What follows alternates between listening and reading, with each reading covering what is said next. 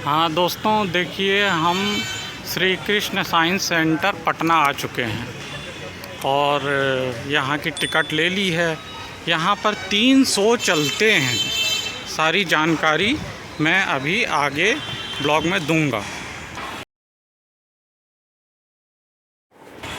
दोस्तों, पिछले 2 भाग में हमने देखा होल साइंस सिटी और डिजिटल प्लेनेटोरियम, जिसकी 40 रुपये और 30 रुपये टिकट थी। इस भाग में साइंस ऑन ए स्पेयर्स देखेंगे और डिजिटल 3D शो देखेंगे, जो कि आप लोगों को बिना चश्मे के समझ में नहीं आएगा। जब आप लोग आएँ तो चश्मे से ही उस शो का आनंद।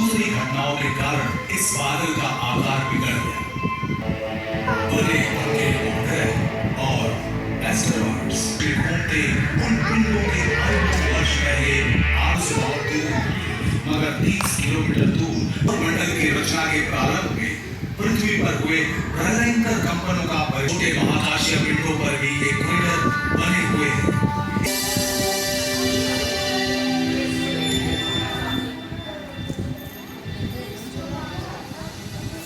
एक 50,000 किलोमीटर प्रति घंटा की गति वाले उनका जब हजारों एकड़ में फैले जंगल बर्बाद हो गए थे, भौगोलिक संरचनाओं से ढका होने के कारण इसका कोल मानव प्रजाति सकुशल है। उम्मीद है कि आने वाली कई सदियों तक हम महफूज रहेंगे इस धरती पर। तो है सर, खींच सकते हैं। पृथ्वी पर से सिर्फ और सिर्फ ब्लैकिश पार्ट को ही लाइफ टाइम एटमॉस्फेयर की बात करो, इसके एटमॉस्फेयर में करीबन 90% गायब करके दिखाऊंगा, कभी पानी गायब करके दिखाऊंगा, कभी ट्रैफिक को दिखा। रेड स्पॉट के नाम से जानते हैं, इस है हमारे पृथ्वी पर है। और लैंडवेज होते हैं ना, तो ये एक रास्ता। ये देखिए, ये साइंस एंड स्पेयर शो है और इसी में चलता है। ये जो आप लोग देखिए, ये जो मेरा है साइंस रीजनल साइंस सिटी का 3rd पार्ट है।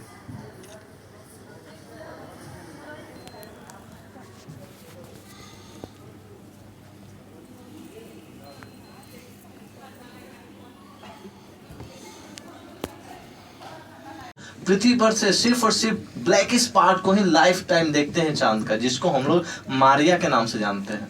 ठीक है, मारिया वो पार्ट होता है चांद का जहां पर ब्लैकिश एरिया, इसी चीज को हम लोग लाइफ टाइम पृथ्वी पर से देखते रहते हैं। जिस पार्ट को हम लोग कभी नहीं देखते हैं वो ये चमकीला पार्ट होता है, जिसको हम लोग लूनर हाईलैंड के नाम से जानते हैं। इसे देखने के लिए हमें या तो स्पेस में जाना पड़ेगा, नहीं तो साइंस सेंटर आके साइंस शो में देखना पड़ेगा, है ना। देख रहे हैं ना हम सभी, बिल्कुल। चलिए आगे बढ़ते हैं और इसको भी पहचानने की कोशिश करें और बताइए ये है क्या। अभी भी मुझे 2 आंसर आ रहे हैं, मार्स या Venus. Okay okay okay okay, है ना। तो सही जवाब है ये वेनस शुक्र ग्रह, है ना। तो कहने का मतलब ऐसा क्यों भाई, है ना। आपको मैं मार्स भी दिखाऊंगा, आपको वेनस तो देखने को मिल ही रहा है। वैसी ही बात हो गया, बुध को दिखा रहे हैं और आपको चांद को दिखा रहे हैं। देखिए यहाँ पर समझने वाली बात यह है, शुक्र ग्रह को हम लोग 2-3 नामों से जानते हैं, सुबह का तारा, शाम का तारा और पृथ्वी के जुड़वा बहन के नाम से जानते हैं इसे, है ना। और ये हमारे सौर मंडल में सबसे ज्यादा गर्म ग्रह के रूप में भी जाना जाता है। ठीक है, तो इसके सरफेस टेम्परेचर की बात करूं तो 3000 डिग्री फ़ारेनहाइट मेजर किया गया, जो कि यहाँ पर रैपिडली कंटिन्यूसली वोल्केनो इरप्शन होते रहते हैं। और यहाँ इसके एटमॉस्फेयर की बात करूं, इसके एटमॉस्फेयर में करीबन 90% कार्बन डाइऑक्साइड का मात्रा फाउंड होता है ना। तो समझिए यहाँ पर 90% सिर्फ और सिर्फ कार्बन डाइऑक्साइड है, तो यहाँ रहना पॉसिबल हो सकता है क्या? तो कभी नहीं, यहाँ रहना नहीं हो सकता। इसको सुबह का तारा, शाम का तारा के नाम से भी जानते हैं, जबकि ये प्लेनेट है, ग्रह है। लेकिन इसका नाम दिया गया ऐसा इसलिए क्योंकि आप लोग जो व्हाइट व्हाइट पैचेस देख पा रहे हैं वो एक्चुअली सल्फ्यूरिक एसिड है। जब इस पे सूर्य का लाइट पड़ता है या हमें सुबह और शाम में चमकता हुआ दिखता है, जिस कारण से इसको सुबह का तारा और शाम के तारा के नाम से जानते हैं, है ना। लेकिन है प्लेनेट। और इसको twin sister of the earth के नाम से जानिए, इसको पृथ्वी की जुड़वा बहन के नाम से भी जानते हैं। इसे इसलिए क्योंकि इसका साइज है लगभग पृथ्वी के साइज के बराबर होती है। ठीक है बच्चे लोग, समझ में आई बात। अगला देखते हैं, अगला पहचानिए। है ना। इसको तो बच्चा बच्चा पहचान जाता है ना अपने प्यारे से अर्थ को। ठीक है, अगला देखिए, हम लोग इसके बारे में डिटेल चर्चा करेंगे लास्ट में। इसके बारे में हर एक फेज दिखाऊंगा, कभी बादल गायब करके दिखाऊंगा, कभी पानी गायब करके दिखाऊंगा, कभी ट्रैफिक को दिखाऊंगा, है ना, सब कुछ दिखाऊंगा। पहले सो में मेंटेन रहे, आगे बढ़ते हैं, अगला का दर्शन कर लेते हैं, आखिर वो दिखता कैसा है। ये कौन सा? मार्स। हाँ, बिल्कुल सही पकड़े आप सब। इसको मार्स यानी रेड प्लेनेट के नाम से जानते हैं। अब इसको लाल ग्रह के नाम से क्यों है? क्योंकि इसके सरफेस में मिलता है फेरस ऑक्साइड का मात्रा बहुत ज्यादा, जिस कारण से ये हमें लाल दिखता है। इसे लाल ग्रह के नाम से जानते हैं। ओके, एक बात बताइए, आप लोग माउंट एवरेस्ट का नाम जरूर सुने होंगे, है ना। पृथ्वी पर जो सबसे ऊंची चोटी है, तो आप लोगों को लगता है कि माउंट एवरेस्ट ही है माउंटेन जो सबसे बड़ा है, लेकिन नहीं। हमारे सोलर सिस्टम में मार्स ग्रह पे एक और माउंटेन पाया जाता है, जो कि हमारे माउंट एवरेस्ट से 2.5 गुना ज्यादा बड़ा है। कहने का मतलब, उसकी लंबाई की बात करूं तो 21 से लेकर 24 किलोमीटर लंबा है। उसका नाम है माउंट ओलंपस। आइए उसको दिखाते हैं आखिर वो दिखता है कैसा। ये उभरा हुआ आप सभी पार्ट देख पा रहे हैं मार्स पर, ये उभरा वाला पार्ट ही माउंटेन है, जो कि जिसका नाम द माउंट ओलंपस या फिर द ओलंपस माउंट्स के नाम से जाना जाता है। ठीक है, ये माउंट एवरेस्ट से 2.5 गुना ज्यादा बड़ा है। और ये मार्स के बात बताऊं तो अभी हम लोग ऑडियो सुन रहे तो उसमें लाइफ पॉसिबल बता रहा था। हाँ, क्योंकि ये स्क्रैचेज बताते सबूत देते हैं कि हमारे मार्स पर पानी का अस्तित्व था, जो अब नहीं है, जिस कारण से यहाँ लाइफ नहीं है। ठीक है, नेक्स्ट है। ओके, नेक्स्ट इसको नहीं पहचानिए और नहीं बताइए क्या नाम है। जुपिटर। जुपिटर। तो मैंने तो कहा नहीं बताइए। चलिए कोई नहीं, ये जुपिटर हमारे सौरमंडल में सबसे बड़ा ग्रह के नाम से जाना जाता है। और सोचने वाली बात है कि कितना बड़ा है ये, हमारे पृथ्वी से अगर कंपेयर करूं तो कितना बड़ा है। चलिए इसके बारे में और चर्चा करता हूं। अभी जो आपको जितने भी प्लैनेट्स मिलेंगे सब गैसियस प्लैनेट मिलेंगे, ठीक है ना। ये गैस का ही बना हुआ ये गोला है जो आप लोग देख रहे हैं। इसी में आप सभी को एक जगह लेकर चलता हूँ, जिसको हम लोग द रेड स्पॉट के नाम से जानते हैं। इसको आंख लाइक स्ट्रक्चर आप सभी को दिख रहा होगा। ये हजारों सालों से चलता आ रहा है, ये दिख रहा है ना, जो कि हवाओं के एंटी क्लॉकवाइज के कारण ये फॉर्मेशन होता है। धूलकण बादलों से ये कंटिन्यूस चक्रवात चलता है। आपको बता दूं, ये हमारे 3 पृथ्वी के साइज के बराबर है। लगभग 3 पृथ्वी इसके अंदर समा सकती है। तो सोचने वाली बात है कि पूरा बृहस्पति ग्रह कितना बड़ा है। करीबन 1300 से भी ज्यादा पृथ्वियां इस बृहस्पति ग्रह में समा सकती है। हमारे जैसे जितना पृथ्वी है ना, उससे ही 1300 से ज्यादा पृथ्वी इसके अंदर समा सकती है। इतना बड़ा है, जिस कारण से इसको बनाता है सौरमंडल के सबसे बड़ा ग्रह, है ना, ये बृहस्पति ग्रह। आगे बढ़ते हैं और आपको सभी को दिखाते हैं सैटर्न।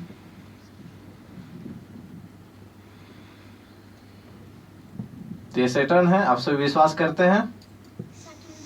अरे बोलिए, आप सभी विश्वास करते हैं? नहीं, तो कहने का मतलब सैटर्न के चारों तरफ रिंग स्ट्रक्चर होता है ना। आप कहिएगा सर वो रिंग है नहीं, लेकिन आप कह रहे सैटर्न है, कैसे माने? आप नींबू लटका दिए होंगे तो, है ना, नींबू जैसा दिख रहा है। तो कहने का मतलब, जो मेरा प्रोजेक्शन सिस्टम है ना 2D है, ठीक है ना, जिस कारण से जो रिंग है इसी के ऊपर प्लॉटेड है। हम आउटर लेयर उसका नहीं दिखा सकते, उसका रिंग नहीं दिखा सकते। लेकिन इसके बारे में खास बात यह है, इसके पास सबसे ज्यादा नंबर मून्स होते हैं, यानी इसके पास बहुत ज्यादा नंबर्स ऑफ मून होते हैं। और ये लो डेंसिटी वाला प्लेनेट होता है। अब लो डेंसिटी कहने का मतलब, ये मास में सेकंड लार्जेस्ट मास इसके पास है, लेकिन डेंसिटी में इतना हल्का है कि इसको अगर पानी के ऊपर रखा जाए तो तैरना चालू कर देगा, ठीक है ना। मास में सबसे सेकंड लार्जेस्ट मास इसी का, ठीक है। आगे बात करता हूँ यूरेनस का, यानी अरुण ग्रह का। ये कुछ ऐसा फेंट ब्लू कलर का दिखता है। ये सूर्य से काफी ज्यादा दूर होने की वजह से और इसके एटमॉस्फेयर में हीलियम होने की वजह से सूर्य का लाइट स्लाइटली भी पड़ता है, तो फेंट ब्लू कलर का दिखता है, ठीक है। ये यूरेनस हुआ, जो कि आप लोग देख रहे हैं। अगला देखते हैं नेपच्यून। नेपच्यून कुछ ज्यादा ही ब्लू दिख रहा है ना। इसको हम लोग बर्फ के दानों, आइसिस जायंट के नाम से जानते हैं, क्योंकि यहाँ तक सूर्य का लाइट पहुंच ही नहीं पाता है। यहाँ सिर्फ और सिर्फ बर्फ ही मिलता है, ठीक है। तो ये हमारा अभी तक का सबसे लास्ट प्लैनेट है, ये वरुण ग्रह। लेकिन यही क्वेश्चन में पूछता 2006 से पहले का था लास्ट प्लैनेट कौन सा है, तो आप लोग क्या नाम लेते? एक और प्लैनेट का, जिसका नाम था प्लूटो, है ना। तो आइए प्लूटो को भी दर्शन कर लेते हैं कि प्लूटो आखिर दिखता कैसा था। तो ये चॉकलेटी टाइप का आप लोग जो देख रहे हैं, ये प्लूटो है ना, चॉकलेट नहीं है। तो ये इसको प्लैनेट के रूप में अब नहीं पढ़ा जाता है। कहने का मतलब कि 2006 में जाना, मतलब देखा गया कि ये नेपच्यून के ऑर्बिट को कट करता हुआ दिखाई पड़ा। कहने का मतलब इन फ्यूचर ये नेपच्यून से टकरा भी सकता है, लेकिन प्लेनेट उसे तो नहीं कहते हैं ना जो दूसरे के ऑर्बिट को काटे। प्लेनेट उसे कहते हैं ना सूर्य के चारों तरफ घूमे लेकिन अपने फिक्स्ड ऑर्बिट में घूमे और दूसरे के ऑर्बिट को कट ना करे। लेकिन ये था बदमाश, ये नेपच्यून के ऑर्बिट में घूमकर आ जाता था, जिस कारण उसके बाद इसको प्लेनेट के कैटेगरी से हटा दिया गया। ठीक है, ये प्लूटो की बात है, ये हमारे सौरमंडल की बात है। अब ये सौरमंडल के लास्ट तक आ गए। अब आते अपने पृथ्वी के बारे में जानकारी लेते हैं, थोड़ा चर्चा करते हैं कि हमें पृथ्वी दिखती कैसे है, रियल टाइम में पृथ्वी दिखे कैसे। अगर आप लोग 1200 फीट ऊपर जाते हैं ग्राउंड लेवल से तो पृथ्वी का नज़ारा कुछ ऐसा रहेगा, है ना। बादल का चलता फिर अगर आप लोग फ्लाइट में चढ़े होंगे देखे होंगे ऊपर से नीचे तो आपको कुछ ऐसा ही देखने को मिला होगा। अभी तो कम बादल है लेकिन बादल को ज्यादा ही देखने को मिलता है ना। तो जैसे कि मैं कहा कि शो में आप सभी को पृथ्वी को दिखाऊंगा, लेकिन कभी बादल को गायब करके दिखाऊंगा, कभी पानी को गायब करके दिखाऊंगा। तो ये मौका आया, अब बादल दिख रहा है आप सभी को। अब मैं जा रहा हूँ पूरी तरह बादल को गायब करने। उसके बाद देखिए कि हमारा अर्थ कैसा दिखता है जब पूरी तरह पृथ्वी पर से क्या गायब हो जाए। हाँ देखिए एकदम शांत से स्वभाव से पृथ्वी दिख रही है ना। तो देख सकते हैं आप कि कौन सा कंट्री कितना छोटा है कितना बड़ा है ना, कंपेयर करके देख सकते हैं। और देख सकते हैं कहाँ कहाँ पानी है जो अवेलेबल है हमारे पृथ्वी पर, है कि नहीं। तो आप जानते हैं India is a peninsula country, है ना। इंडिया के ईस्ट में कौन सा है नदी या फिर खाड़ी वगैरह, बे ऑफ बंगाल है ना ईस्ट में। वेस्ट में क्या है अरेबियन सी है और साउथ में आप सभी को इंडियन ओशियन है। तो वो भी पता चल जाएगा इसमें देखने से, है ना। तो बहुत बड़ा है भाई। चलिए आगे बढ़ते हैं और देखते हैं जब पानी पूरी तरह अर्थ पर से गायब हो जाए तब इंडिया कैसा दिखेगा। मैं पानी गायब कर देख रहा हूँ, तो चलिए देखते हैं कि वो हमारा पूरा वर्ल्ड दिखेगा कैसा है और इंडिया को भी दिखेगा कैसा दिखेगा। मैं पानी गायब कर रहा हूँ भाई, बाकी सब सेम है, जहाँ पेड़ पौधा वो सब है जहाँ देख सकते हैं आप सभी जहां जहां हम लोग पानी देखे थे वो सब गायब हो गए। और इंडिया को देखिए, इंडिया कितना बंजर दिख रहा है। उसके चारों तरफ देखिए जो कि बहुत सारे नदी, अभी समुद्र का नाम बताया अभी, वो सब भी खाली हो गया, है ना। तो ये इमेजिनेशन है, ये रियल में कभी हो नहीं सकता है। बस मैं आप सभी को दिखाया हूँ कि अगर सच में गायब हो जाए तो कुछ ऐसा नजर आएगा।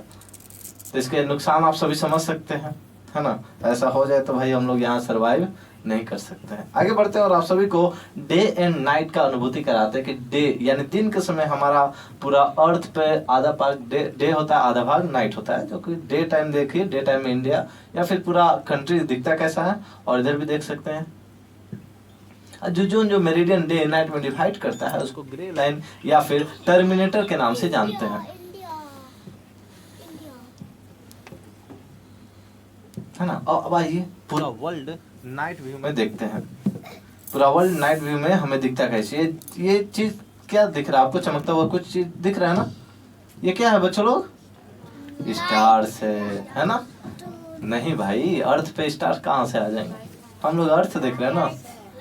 हाँ, जो हमारे घरों में जलते हैं, स्टेशन पे चलते, दुकानों पे चलते हैं, वो सब लाइट्स हम लोग नाइट व्यू में देखें तो हर जगह आपको लाइट्स नजर आएंगे, है ना। आप सब इंडिया को खोज रहे हैं ना कि इंडिया कहाँ है, तो सबके सामने इंडिया आ गया। तो इंडिया अब देख सकते हैं नाइट व्यू में कुछ ऐसा नजर आता है। इंडिया के ऊपर देखें तो माउंटेन्स है, वहाँ लोग रहते नहीं है, नहीं रहेंगे तो वहाँ लाइट आएगा नहीं। यानी कहने का मतलब लाइट वहीं होता है जहाँ पर आबादी है, लोग रहते हैं।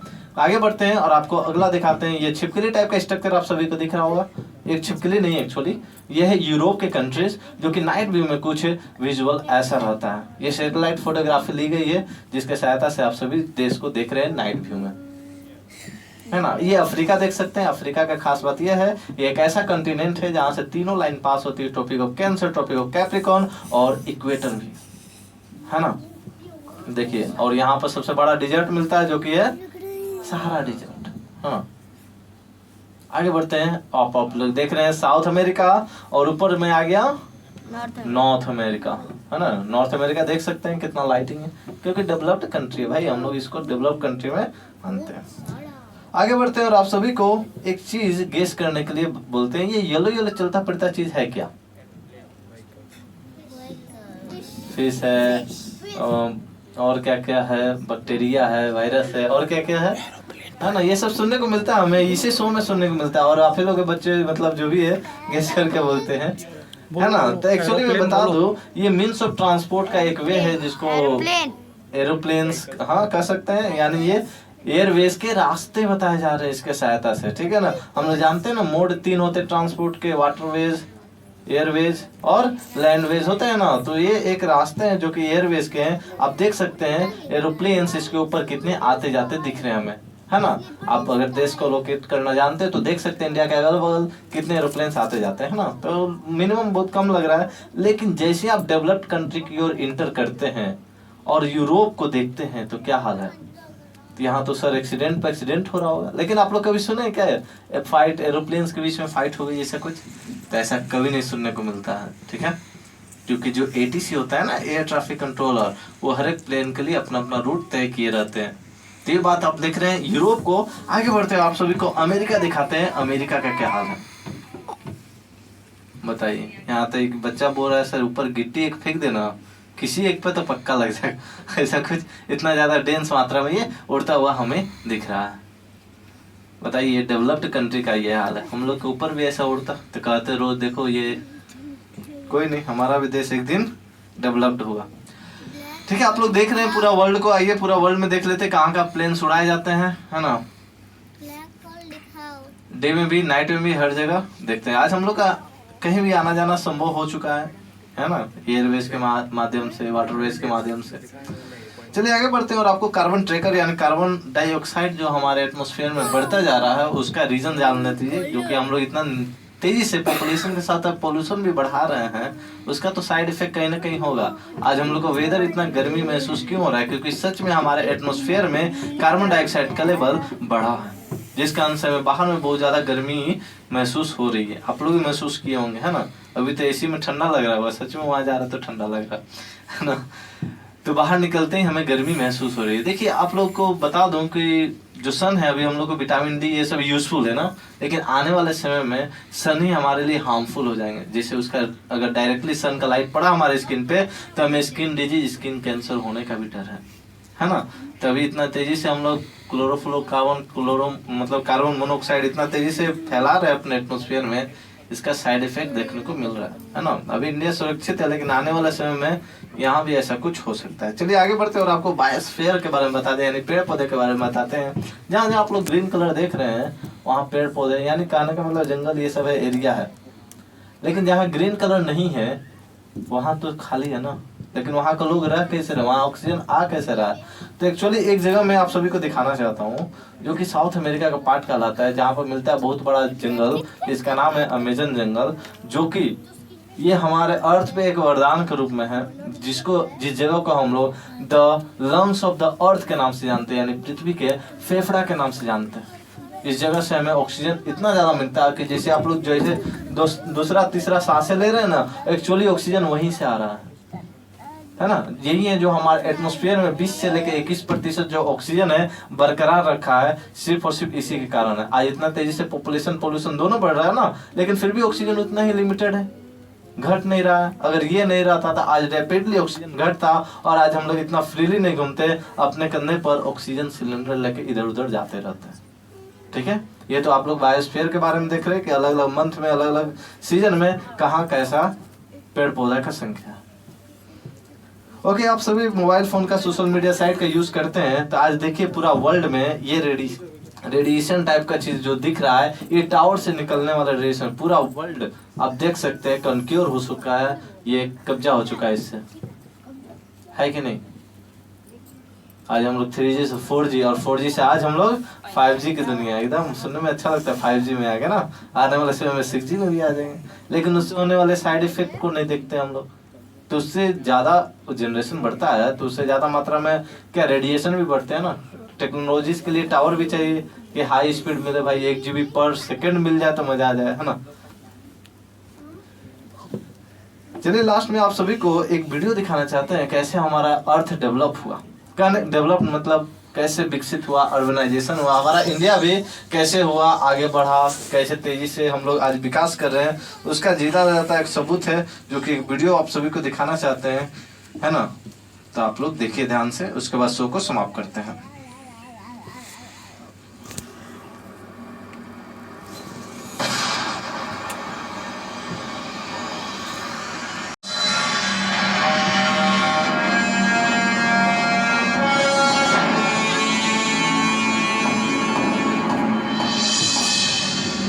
worlds were formed and continuously rearranged. Sometimes colliding, creating mountains. Sometimes separating, creating new ocean basins. Sea level rose and fell by hundreds of feet in response to the retreat and advance of great continental ice sheets. Even the poles reversed.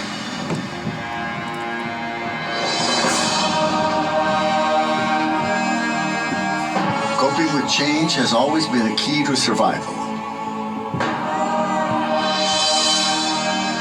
Throughout Earth's history, species have come and gone. And on at least 5 occasions, the majority disappeared precipitously. 65 million years ago, a large asteroid collided with Earth, causing the death of dinosaurs and much of the rest of life. The largest extinction occurred some 250 million years ago and is believed to have wiped out up to 95% of all life on Earth. That extinction was caused by a large and rapid increase of carbon dioxide in the atmosphere, driven perhaps by massive volcanic eruptions. Clearly, even before humans appeared 200,000 years ago, Earth was constantly changing. But something is different now. Humans changed the tempo. Particularly when we began to practice agriculture 12,000 years ago, and with the Industrial Revolution that started about 250 years ago. Since then, there has been no letting up, and many plants and animals can neither evolve nor adapt fast enough to keep up.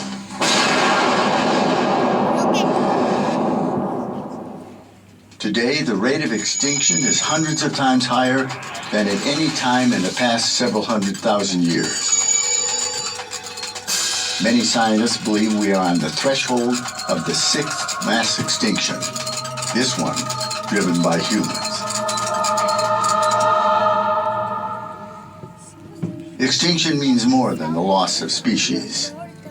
We also lose the important functions these species play in maintaining healthy ecosystems. Loss of habitat is the primary cause, but invasive species, pollution, and other stressors all pile on to take their toll. Climate change looms on the horizon as a long-term threat. To date, most extinctions have been on land. As population continues to grow, we are turning to the ocean for more food, more energy, more minerals, and more pharmaceuticals to meet the needs of the growing population. Life in the ocean, just like life on land, is at increasing risk. We have the knowledge and the technology to slow the pace of change and give nature a chance to catch up. We can avoid the mistakes we have made on land and protect the ocean. Farming the sea responsibly can protect wild fish stocks from overfishing and meet the growing demand for seafood. We can set aside more and larger areas of the ocean as marine protected areas and guide commercial activities into other areas. The primary driving forces of change are human population growth and our increasing demand for resources. We are on track to see an increase of population 50% before the end of the century. All will need food, water, places to live, and energy. All should have the opportunity to lead fulfilling lives. The ways we grow and harvest our food and the kinds and amounts of energy we use take the biggest toll. We have the knowledge and the technology to reduce their impacts and to slow the rate of change. We are a creative and innovative species and a compassionate species. That is our greatest hope.